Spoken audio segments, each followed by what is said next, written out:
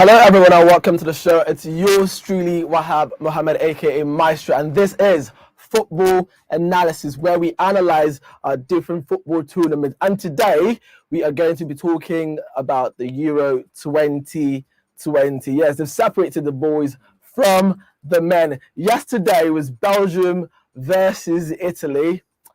Italy got the better of that. The 1-2 goes to Wanka as it goes from Insigne and also Barella. And yes, we also had Netherlands versus, I'm trying to see, Netherlands versus Spain. Sorry, Spain versus Switzerland. My bad. Switzerland versus Spain. Now that encounter was very serious because the match stretched to extra time and of course penalties. Yes, but Spain got the better of that as well. They won via penalties. 3-1. We've got our football pundits on the line. We've got Osaze. He was here last week and he talked about the different games. And also we have another football pundit. We've got Ido. Yes, Ido Olale is a football pundit as well on the show. They're going to talk about the football matches. A quick reminder, we are going to resume our football quiz competition. So if you think you know about football, please make sure you call in. So stay tuned. Don't forget to follow us on our social media platform. On Twitter and on Instagram is at CTV Live. That is SEETIVE. And on YouTube and Facebook is at CTV Live 1. Don't forget, if you are a winner in our football quiz competition, we have loads of items. Number one, we've got a branded t-shirt, branded baseball cap, we've got a branded power bank as well. So many items to be won. Just come on the show and come tell us that you know about football. Put your money where your mouth is, but this time around you're not putting any money because it's free of charge. Just come with the earpiece and be in a less noisy environment. Of course, we also know in this COVID era, you have to be safe. Make sure you go out with your nose mask and maintain social distance. I remain your host of the most, Wahab Mohammed. And don't forget, this show is brought to you courtesy at Dama Sule Foundation. We'll go on a break. When we come back, we should meet our football pundit.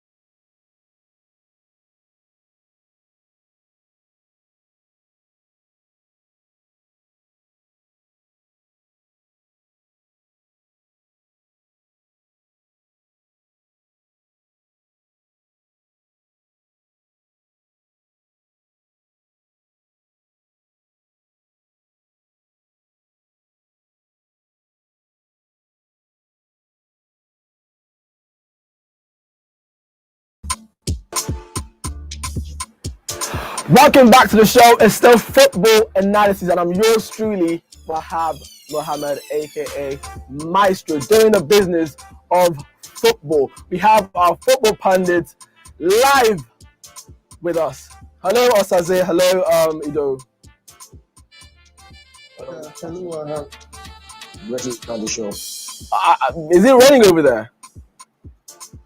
Well, it's a bit cloudy, but then again, I guess it won't be cloudy in the studio because we have to dissect all of the Chinese rules. Alright, great. What about you, Osaze? Is it raining at your end? It's raining. Is there anything worse than cat and dog currently? Let me see. What's worse than cat and dog? I don't know. Okay, great. So we're talking about the Euro 2020. We are at the quarter-final stage. Last week, Osaze, you were on the show. You were with me in the studio. You talked about the matches, and you also gave your predictions. You said Portugal were going to beat Belgium. You said Germany were going to beat England, but that was not quite the case. I don't know what happened. I mean, England broke 55 years jinx. They broke it that day to beat Germany 2-0. Let's start from and match as you said. It was a match I was open to both sides up until Raheem Sterling got the first goal. Because we should not take it from the Germans first of all. It's end to end, and eventually something came out the shores, and then Raheem Sterling found back at the net. Then eventually, Ozil had a chance to bring the game back to where it was before the plan. He said that goal will haunt him. That because one goal that really chance really most them lead to especially losing to England and the nature of the defeat basically. Then subsequently the teams going haywire and before the back of the net, and I think basically the score did not reflect the actual event that played out that day at the Wembley Stadium. Great. Ido, the game between Germany and England, that England won 2-0. What do you think Gareth Southgate did correctly on that day?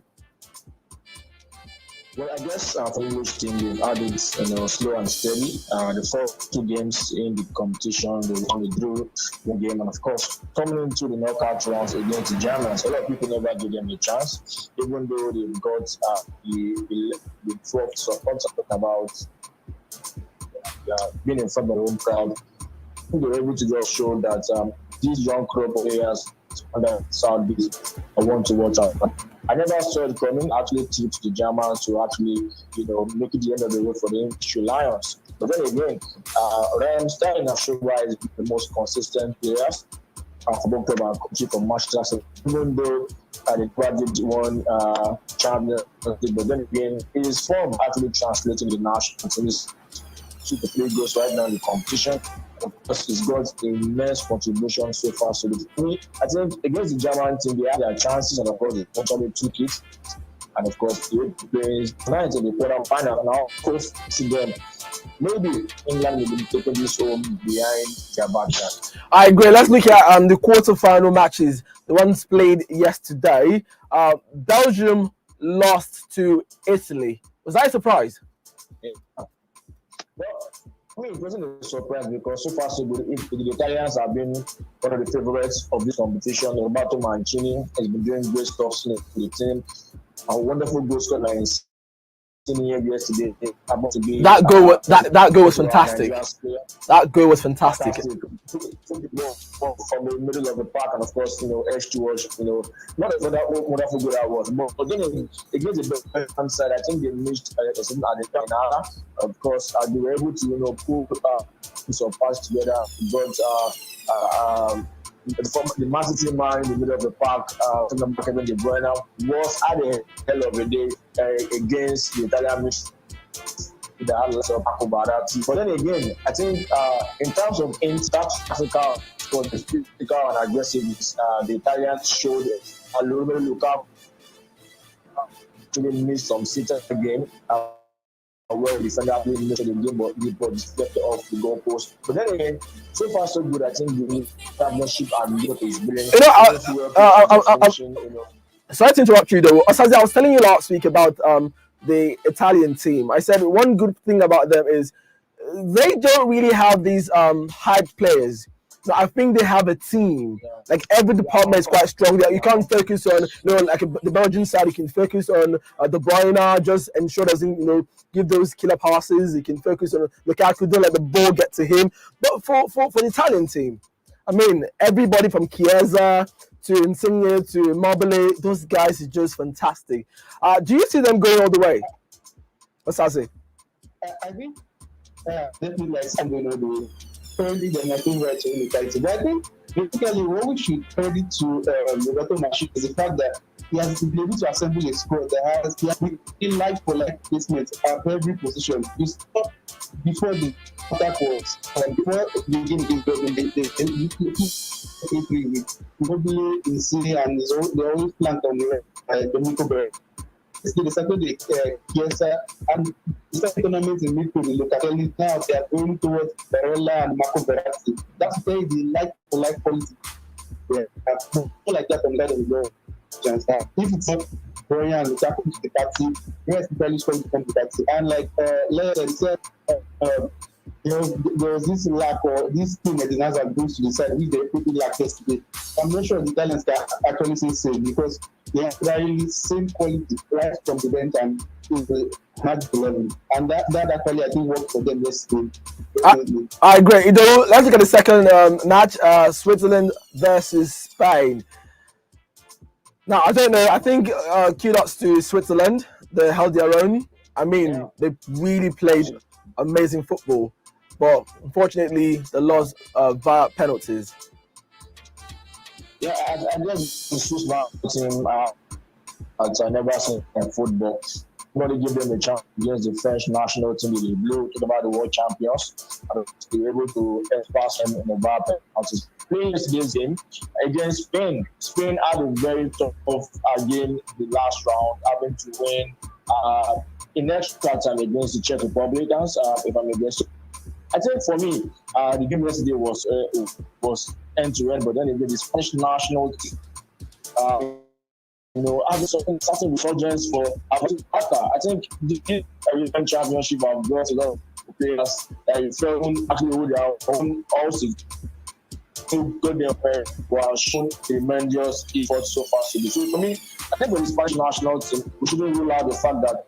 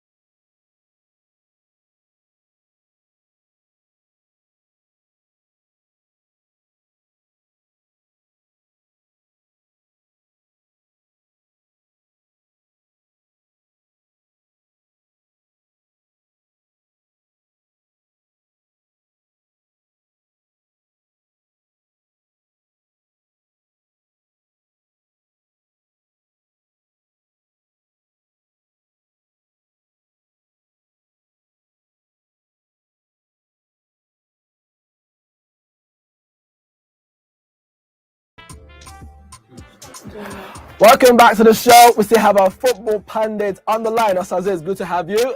Ido is also good to have you on the show. Don't forget it's football analysis, and today we're talking Euro 2020. That's the aim thing in football right now. Yeah, apart from the Copa America. Today we have Czech Republic versus Denmark coming up pretty soon, and also Ukraine versus England. The Three Lions. Let's see if they can do one better. Also, Czech Republic and Denmark. Denmark, they're really playing. I heard someone saying Denmark are playing for Eriksen. Like it's inspiring them to, really do well. So let's start with Czech versus Denmark. What was your take on the game? Saz, let me start with you.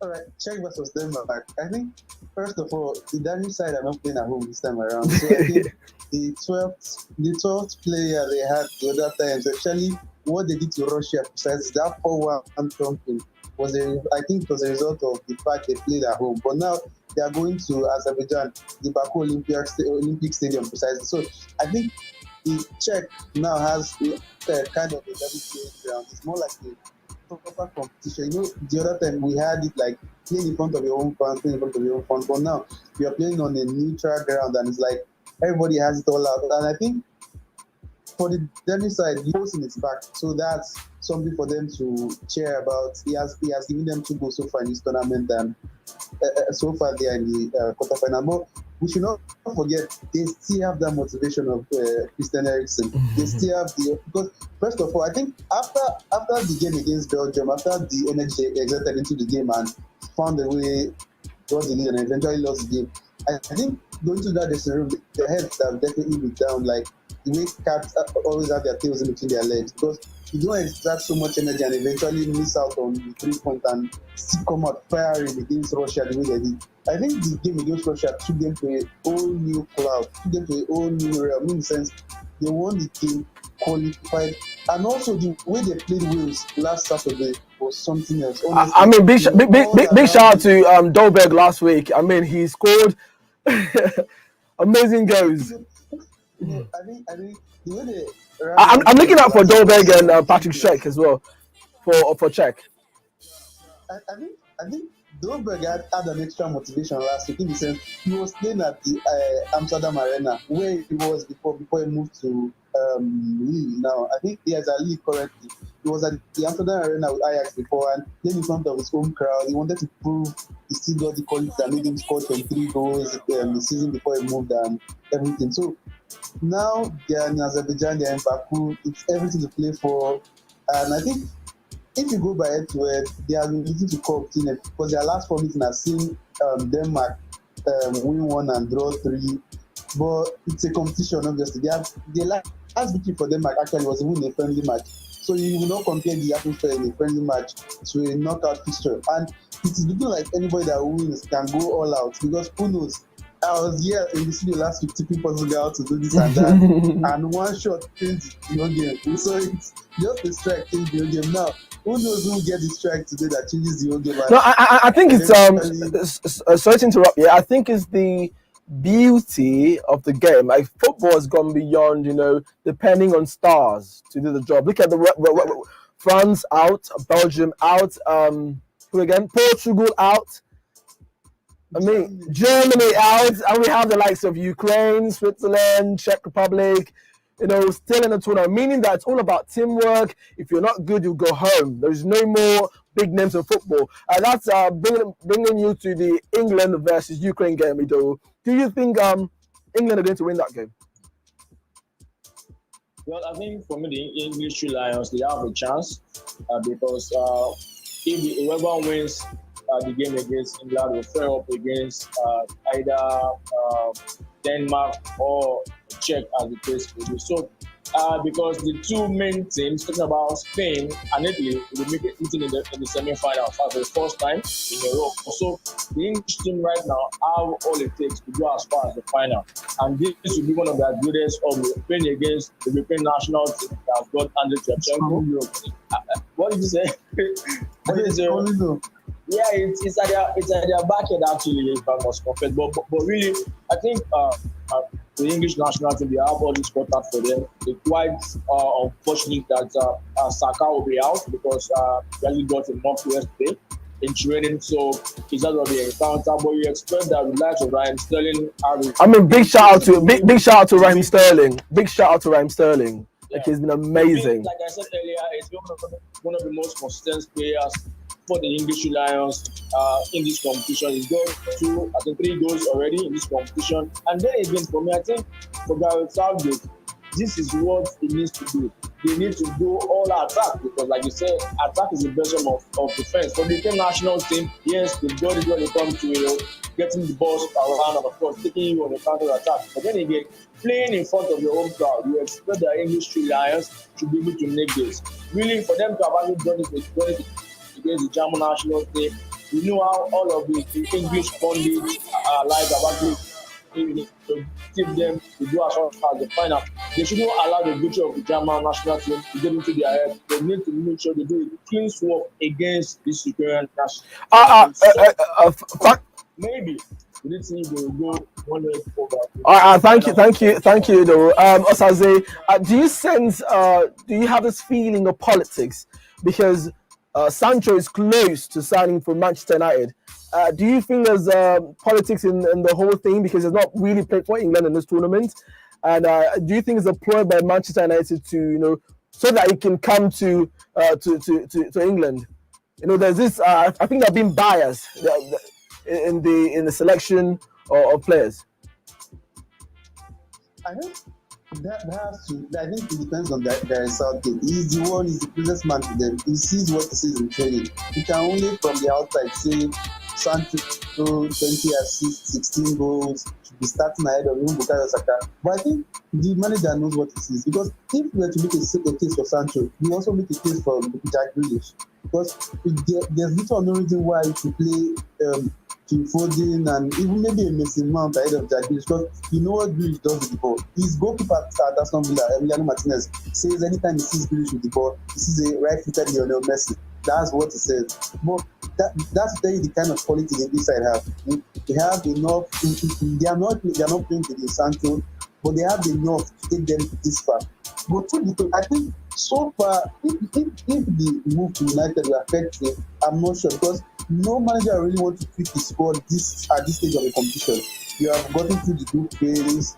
Now you faced one hell of opponents in Germany, and now you are facing Ukraine. First things first, I think you want to go all out for the win. Maybe if you secure the game as early as the 50th or 60th minute, then you can try something relatively new. But for now, I'm not sure I'm expecting to see Sancho in the lineup. I think he will go for a more traditional, maybe Marcus Rashford because Bukayo Saka is likely not to play this night, or even Jack Grealish, who knows.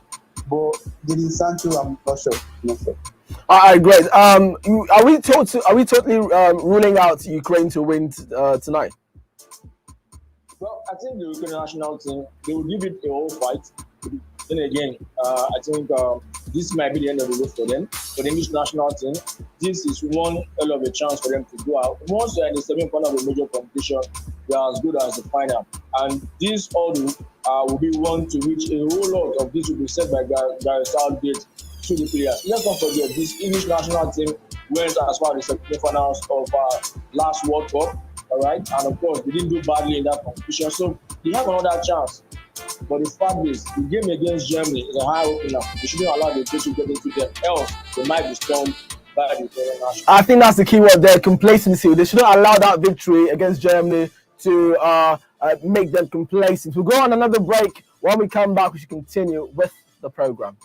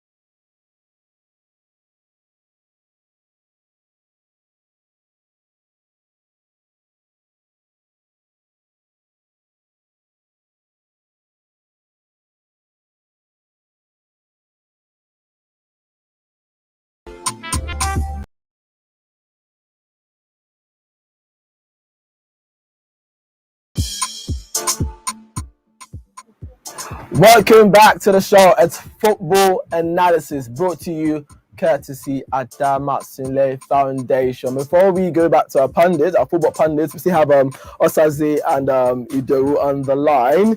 Let me quickly talk about safety, because that's what we're concerned about here at Adama Sinle Foundation. Yes, ensure that whatever it is you do, put safety first. For those driving, make sure before you step out of the house, you check your fuel level, your water level, check your carburetor as well. It's very important. Ensure that everything is working perfectly. Yes, and make sure you are with your driver license. Yes, and check your side mirror, make sure it's properly placed. Check your rear mirror as well. Ensure that it's properly placed, and don't forget to obey traffic rules and regulation. A lot of times I see people here when the road is quite free. I know it's it can be tempting at times to just drive past, but no, let's just try to wait and obey traffic rules and regulation. Of course, we know that the green light means go, yellow means get ready, and of course the red light means stop. Also, in this season of COVID, make sure we wash our hands regularly. I hear people say that no, it's not real. I don't think it's Nigeria anymore. But regardless, man, it's about your health. You need to, take good care of it. So ensure that you're with your nose mask. Ensure that you wash your hands regularly. Maintain social distance. Yes, it's very, very imperative. Yes, that's that for our safety talk. Don't forget, we're going to have safety programs on the show very soon. We're going to have health talk. Yes, live on CTV. We're going to have also food show as well. For those that like food, if you know how to cook, ensure that you stay tuned. You're here right here at CTV. Make sure you follow us on our social media platform, on Twitter and on Instagram. It's at CTV Live. That is SEETVLIVE.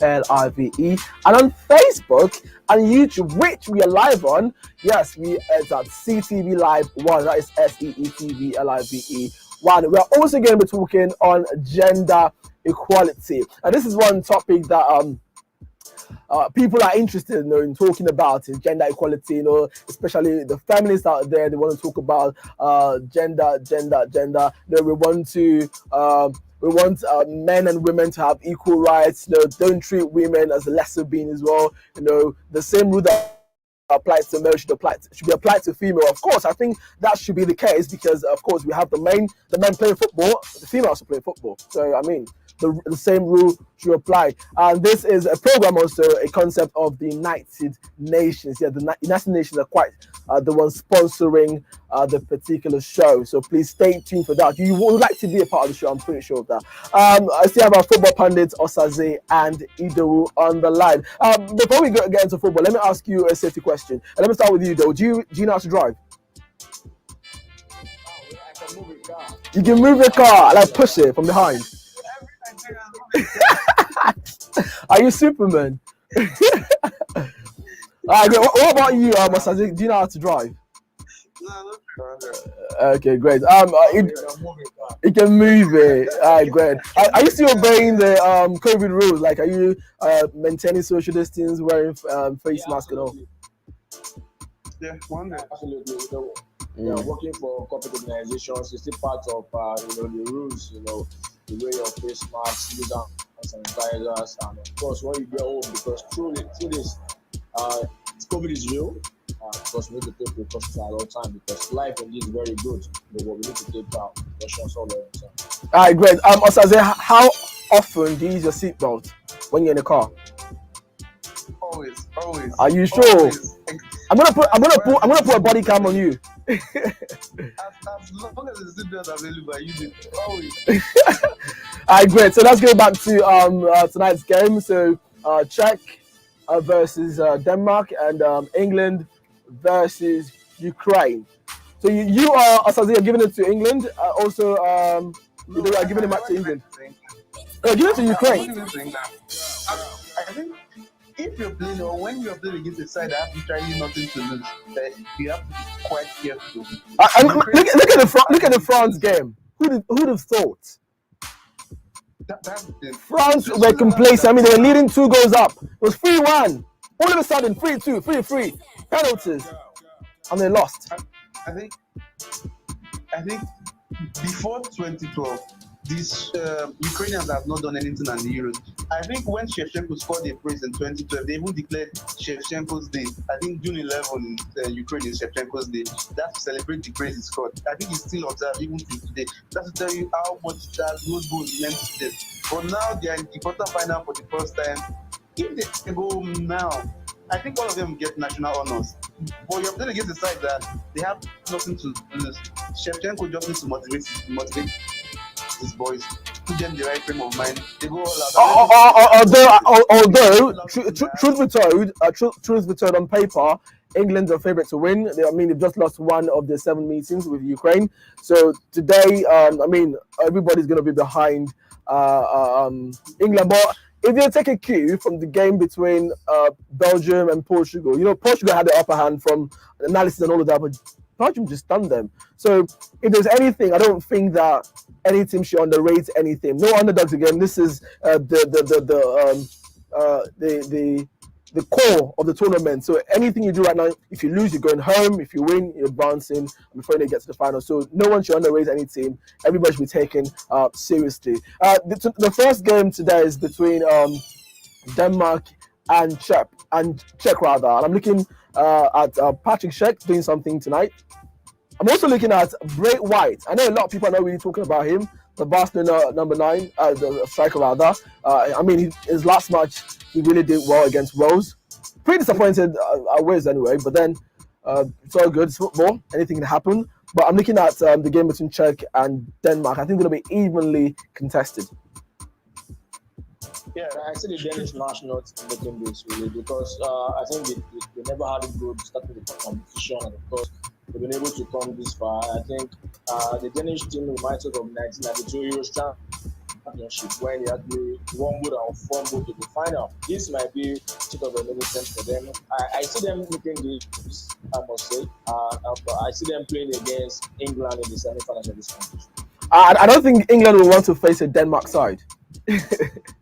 Well, surely, like I said, most times in major competitions, not the best team actually just win. So, as far back as Euros 2004, when Portugal hosted back then, a certain Greece won the championship, and even at the last Euros to which Portugal actually won, we saw Cristiano Ronaldo that was actually injured, but then again, we were able to at least get to the final. Of course, we won that competition. So, for me, the Danish national team, I think the really highlight of this competition, going by the emotional collapse of everything, and of course, be able to look at this part of the competition. You can't borrow them out because they've actually gotten into the spare of the tournament, and of course, playing today's game, they want to give it to their fans. All right, thank you. Our first semi-final game is between Italy and Spain.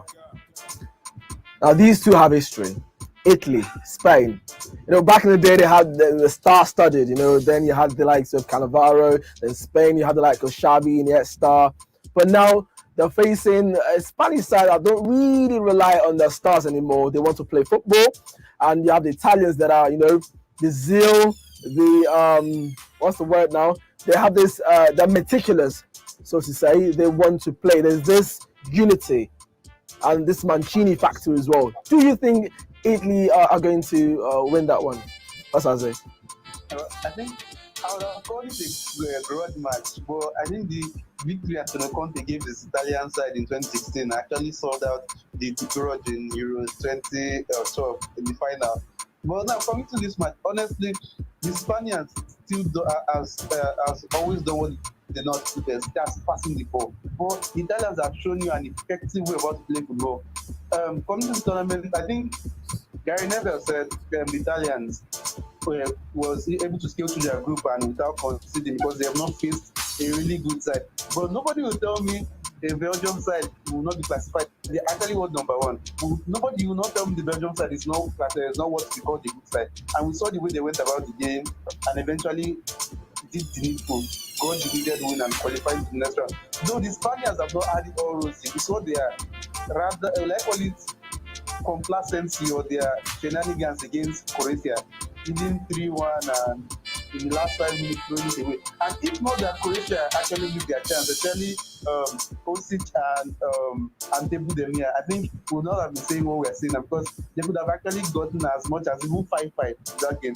So if we see a Spanish side that can actually let in goals and playing against the Italian side that used to lock the door and throw away the keys, it's something really difficult and interesting to watch, because the Spaniards will actually pass and pass and pass and maybe eventually break the Italians. But the Spaniards are shown us something, and that's the we can concede. Because against the Switzerland side yesterday, Switzerland actually lacked their number one man in midfield, Daniel Xhaka, and they still had the way to unlock the Spanish defense, if not for penalties. Only God knows what I'm saying now. But the truth is, if the Italians have shown you over time they cannot concede, and the Spaniards have shown you they can concede, I think we should actually watch out for that match. Basically, but I think I'll give it to Italians, because Roberto Mancini has found, I think, the right chemistry, the right balance, the right group of players. The group is happy. That's the truth. The group of Italian players currently are very happy. And I think they have an extra motivation in the sense of Leonardo Spinazzola is out for the tournament. They are left back. And now we saw them what they did after the match yesterday. They started chanting and singing Posa Spinazzola. I think that will be one of the things that counts for them also. Like Danny said, you have always pointed at the generating factor. Who knows? They may have the Leonardo Spinazzola factor now in their favor. So for me, I think I actually give it to the Italians. Okay, are you also giving it to the Italians? Well, it's gonna be an end-to-end stuff. Yes, the Italians have been on the most consistent team in this competition, but then again, it's the semi-finals and you can't rule out any upsets. Sorry, hold on. Sorry to interrupt. I can't see you clearly. You need to move towards the light. My battery is low, so that's the reason. My battery is low. Maybe you guys can continue and I try to get a better place. What about this time? Okay, great. Let's continue with your analysis. All right. So, like I said, the Spanish national team, they've gone this far with the kind of performance they've shown so far. They've got players that have been able to do well for their respective clubs over the course of La Liga. So, against the Italian national team, it will be a good one to watch out for. But really, I am rooting for the Italian national team. But you can't never can see any upset in this competition. 3 to 4 games have been decided by penalties. We can't rule that part of this competition as well. I think fatigue has to be considered also. The Italians have not gone to extra time except once. But Spain has seen their last 2 knockout games going to extra time and even penalty. I think so. We have to take air on the side of fatigue also and put that into consideration. All right, great. So Ido is giving it to the Italians. Osase is also giving it to the Italians. Come 6th of July, we're going to find out who is going to win that particular match. It's a semi-final match between Italy versus Spain. We'll go on a break. When we come back, we should be rounding off with the program.